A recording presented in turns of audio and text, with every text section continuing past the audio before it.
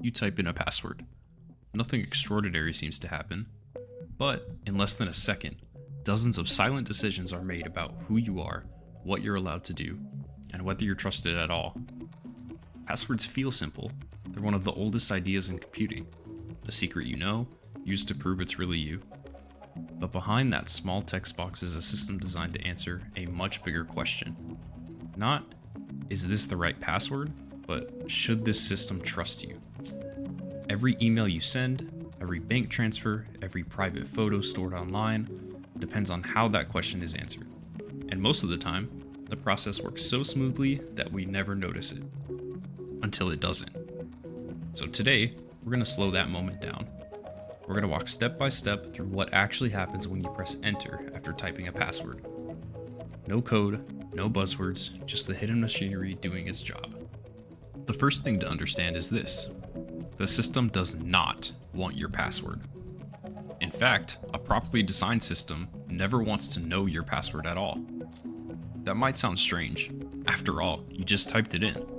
But storing real passwords would be dangerous. If someone broke into the system, they would instantly have access to every account. So instead, the system relies on something called a one-way transformation. This is often called hashing, but here's what it actually means. A one-way transformation takes your password and turns it into a long, meaningless string of characters. The important part is this. The same password always produces the same result, but the result cannot be reversed back into the original password. It's like turning a sentence into a unique fingerprint. You can compare the fingerprints, but you can't reconstruct the person from the fingerprint. So when you create an account, the system doesn't store your password, it stores the fingerprint of your password, and then it forgets the original entirely. When you press enter, your device does not simply send your password across the internet. That would be like shouting your personal secret in a crowded room. Instead, your device wraps the information in a protective layer before it ever leaves your screen. This protection is called encryption. It simply means scrambling data so that only the intended receiver can read it. If someone were watching the traffic as it travels, all they would see is noise. So your password leaves your device already hidden, travels through multiple networks, and arrives at the server without being exposed along the way. At no point is it sent in plain text, at least not if the system is built correctly. Once the server receives your login attempt, it does something very specific. It does not check your password directly.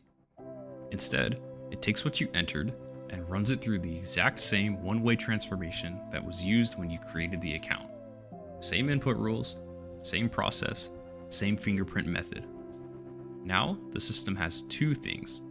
The fingerprint is stored when the account was created, and the fingerprint it just generated from what you entered. If those fingerprints match, the system assumes the original passwords must also match. Not because it ever saw them, but because the fingerprints line up. That's the core idea behind password verification. The system never asks, what is your password? It asks, does this create the same results as before? Here's where things get more subtle. If two people choose the same password, you might expect the system to store the same fingerprint for both. That would be a problem. Attackers could spot shared passwords instantly. To prevent this, systems add something extra before creating the fingerprint. A small, random value is attached to your password before it's transformed. This value is unique per account. This small step is one of the most important protections in modern systems. Think of it like adding a secret prefix to your password that only the system knows. Even if two users type the same password, the atom randomness ensures the final fingerprints are completely different. This means attackers can't tell which users share passwords, even if they steal the database.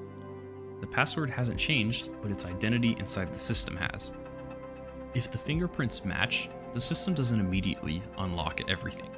Instead, it moves into a broader decision process, because authentication isn't just about correctness, it's about confidence. The system may quietly ask questions like, is this login coming from a familiar device? Is the location unusual? Is the timing strange? Have there been too many attempts recently? None of these questions involve your password directly, but they do influence what happens next. Sometimes the system decides, yes, this looks normal. Other times it says, this might be correct, but I'm not convinced. That's when you're asked for an extra step, a code sent to your phone, a confirmation prompt, a fingerprint scan. Your password passed the test, but trust still needed reinforcement. Once trust is established, something important happens. The system stops checking your password entirely. Instead, it creates a temporary proof of trust.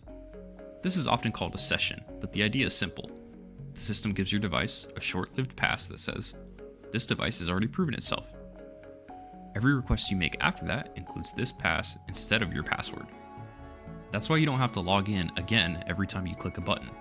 And it's also why logging out matters. Logging out destroys that proof. Your password didn't expire, your trust did. When accounts are compromised, it's easy to assume somebody guessed your password. That's rarely what actually happens. More often, one of these occurred instead. The password was reused on another site that was breached. Malware captured it before encryption. A fake login page collected it. Or trust was granted without the password ever being involved. The password system did its job, something around it failed. That's why modern security focuses less on password complexity and more on behavior, context, and detection.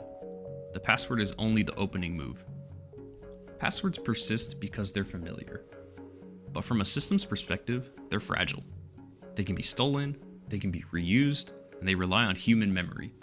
So many systems are starting to shift towards other proofs of identity. Things you have, things you are, patterns you produce without realizing it. Things such as keystroke timing, device behavior, location consistency. The future of authentication is much quieter. Less about secrets you type, more about signals you generate, often without even noticing. So when you type a password, you're not unlocking a door. You're triggering a chain of silent evaluations about trust, risk, and identity, most of which happen long after the password itself is forgotten. And that raises a deeper question. If systems are learning to recognize us without secrets at all, what happens when logging in no longer feels like logging in? That's a different interface entirely.